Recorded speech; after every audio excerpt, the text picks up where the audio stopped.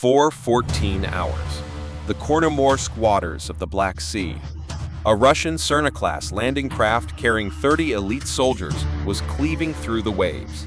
Unbeknownst to those aboard, their every move had been tracked for a full 27 minutes by a pair of eyes suspended at an altitude of 500 meters.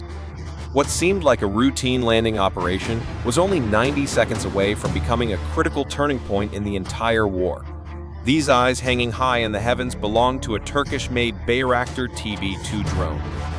It had taken off silently at 20 hours from a concealed position near Mykolaiv, while the Black Sea was still shrouded in the deep darkness of night, and the Russian radar operators on duty were fighting to stay awake.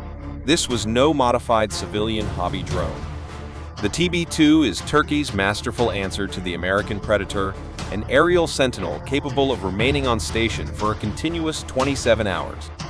Its Rotax 912 engine, the same type found in light civilian aircraft, propelled it at a leisurely 130 km/h as it searched for prey over the Black Sea. The hunt was on. In the vastness of the night, there was no need to rush. The flight path to the target area was a textbook example of traversing radar blind spots. The TB2 did not fly in a straight line. Instead, it followed a meticulously planned route that maintained a safe distance of at least 50 kilometers from known Russian S-300 air defense positions.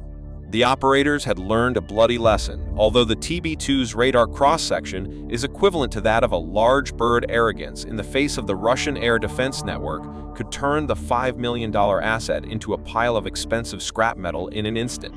At 3:30 hours, the TB2 arrived at its pre-assigned patrol area, a vast rectangular kill box, 40 kilometers long and 20 kilometers wide, covering the main maritime approaches to Kherson. From its perch at 500 meters, its Canadian-made WESC AMM X-15D electro-optical turret was its all-seeing eye gazing down upon the world. This was no ordinary camera. The multispectral imaging system could read a license plate from 20 kilometers away. Switching to thermal mode, the cold Black Sea surface instantly transformed into a thermal tapestry where any heat-emitting body stood out like a flashlight in a coal mine. Inside the ground control station, the operator's console resembled a high-end gaming setup. He was mentally prepared for hours of staring at an empty sea. The TB2 flew its pre-programmed route on autopilot, while the operator scrutinized the live feed switching between visible light and thermal imaging every few minutes, determined not to miss the slightest anomaly.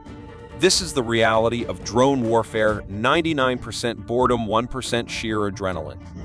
But tonight the boredom was about to be shattered. 3:47. A heart-stopping bright spot suddenly appeared on the thermal imaging screen.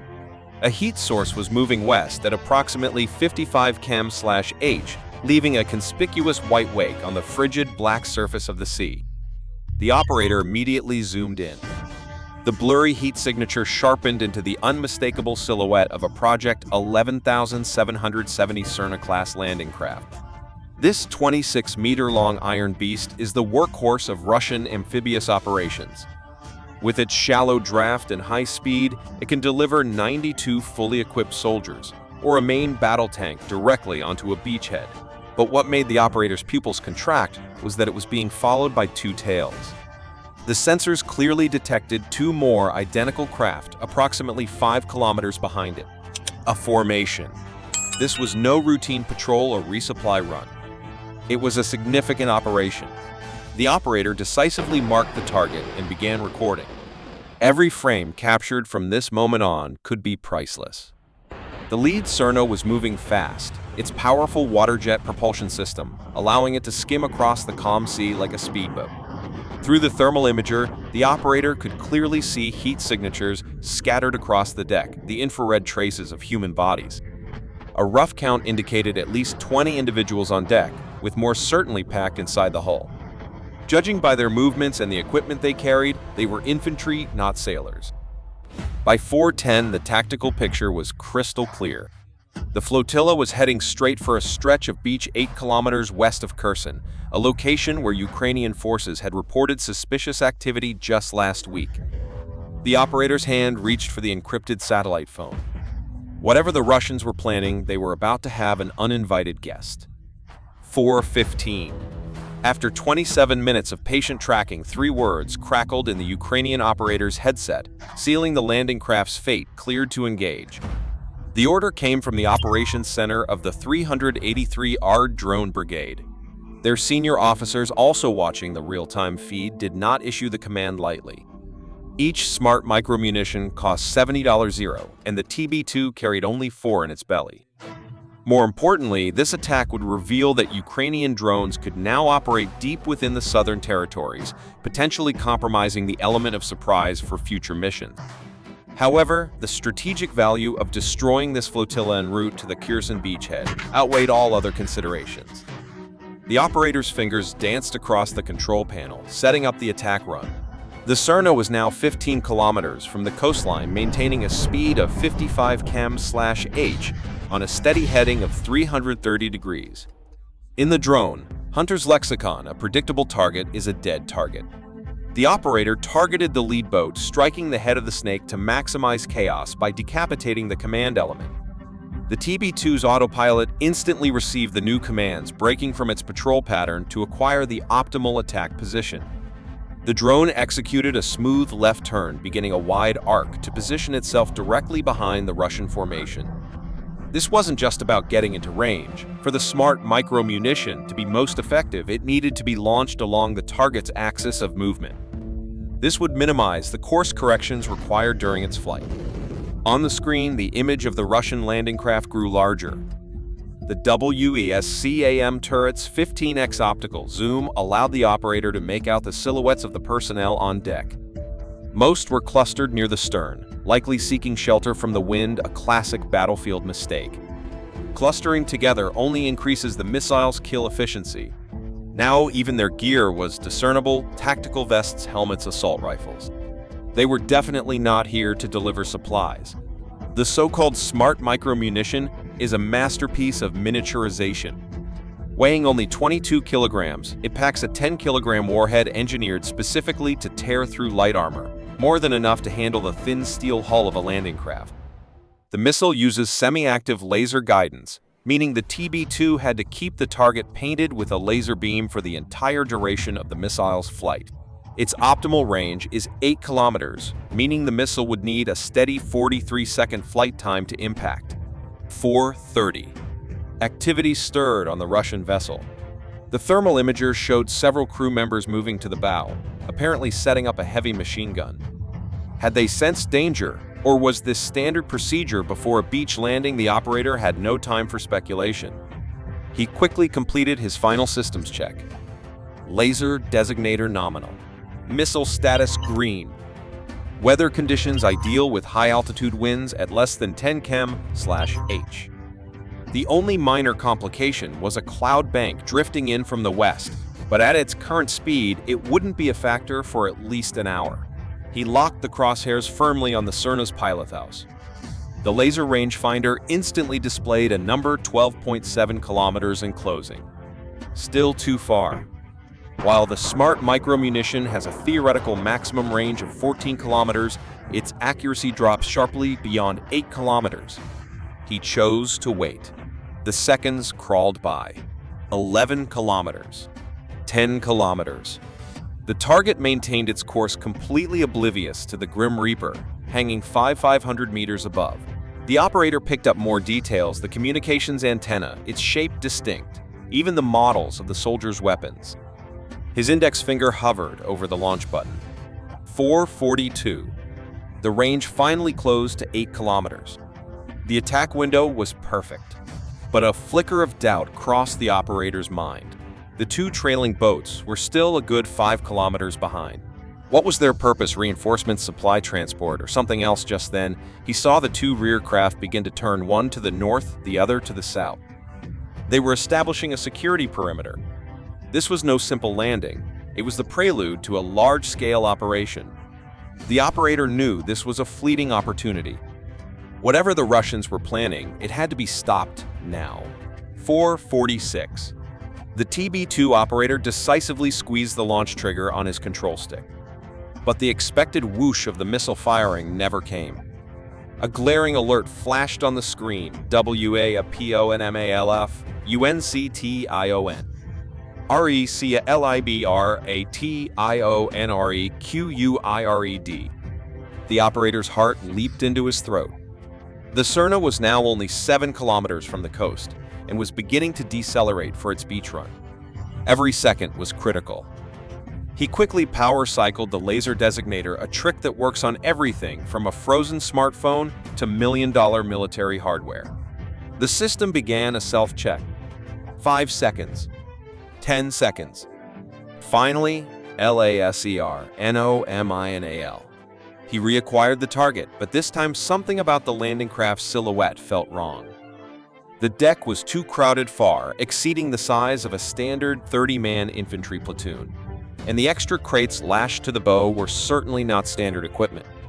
In 43 seconds, however, their contents would be revealed. 4:47. The smart micro-munition was finally released from the TB2's hardpoint.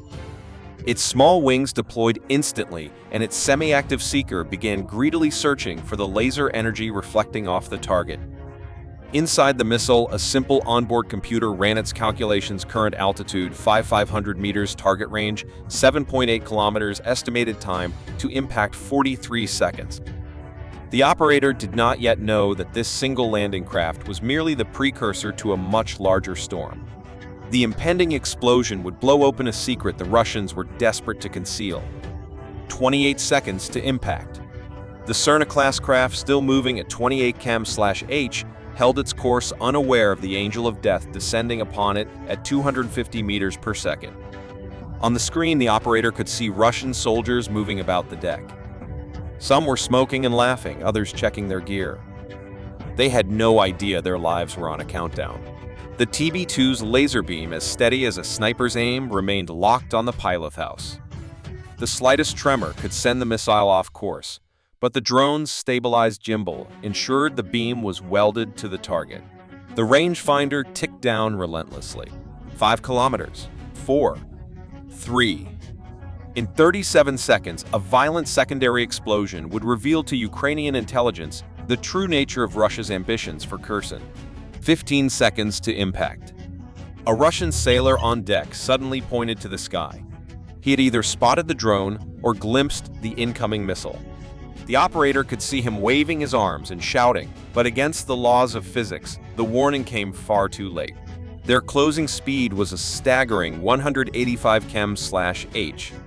In the thermal view, the Russian soldiers scurried across the deck like ants from a disturbed nest. Some dove for cover behind equipment crates, while others futilely raised their rifles. How could they possibly intercept a guided missile in its terminal dive? But the operator noticed an anomaly. Several soldiers were desperately throwing boxes into the sea. Why, at the moment of life and death, were they busy throwing things overboard instead of saving themselves the final 5 seconds? The TB2's camera automatically zoomed in its 4K high-definition imagery, crystal clear. Back in the command center, Ukrainian intelligence officers leaned forward in unison, their eyes glued to the screen. The digital camouflage pattern on those soldiers was wrong. The markings on the equipment crates were unusual. Whatever this mission was, it had just been elevated to the most significant intelligence discovery for Ukraine of the year. 4:48. The smart micromunition struck the craft precisely amidships. The initial blast tore the hull apart, the 10-kilogram armor-piercing warhead slicing through the Serna's thin steel plates like a hot knife through butter. But then 1.3 seconds after impact, a second far more massive detonation occurred. That was no mere fuel tank explosion. That was the detonation of specialized demolition charges. A blindingly brilliant white plume of thermite fire erupted into the night sky. The Serna was not carrying infantry for a beach assault, but a demolition team. The landing craft broke in two and began to sink. The TB2's camera keenly captured waterproof cases marked with prominent Cyrillic letters bobbing in the wreckage. In a command center, somewhere in Moscow, there must have been a moment of stunned, horrified silence. Certain individuals knew that in a few hours, they might have to pay an unimaginable price for this catastrophic failure. Burning debris rained down on the Black Sea as Russian emergency communication channels were flooded with frantic calls. But the chatter was not about coordinating a rescue. The TB2 operator kept his camera locked on the sinking wreckage. The violent secondary explosions, with their signature brilliant white flames, could only have been caused by professional demolition explosives. Whatever their objective, the thermite carried on that boat was powerful enough to destroy critical infrastructure. Within 90 seconds, the two craft that had been establishing a security perimeter reacted as if scalded. They executed impossibly sharp turns, nearly capsizing, and fled at full speed toward Crimea. No rescue attempt. No search for survivors. Only a desperate flight. This silent act was a declaration in itself. Operational security took precedence over the lives of their comrades. The strategic impact was immediate. Intercepted Russian emergency encrypted messages confirmed that related operations were being urgently aborted. Satellite imagery clearly showed multiple naval vessels hastily returning to Sevastopol. Within a week, all Russian special operations in the western Black Sea ground to an abrupt halt, as if someone had pressed a pause button. 30 of Russia's elite, highly trained special forces operatives, whose mission had been months in the making, were annihilated in a matter of seconds. The battlefield fell silent once more with only the whisper of the sea wind. At 500 meters, the TB2's all-seeing eye slowly turned, searching through the deepest darkness before the dawn for the next opportunity to ignite the flames of war. The story of the Black Sea was far from over.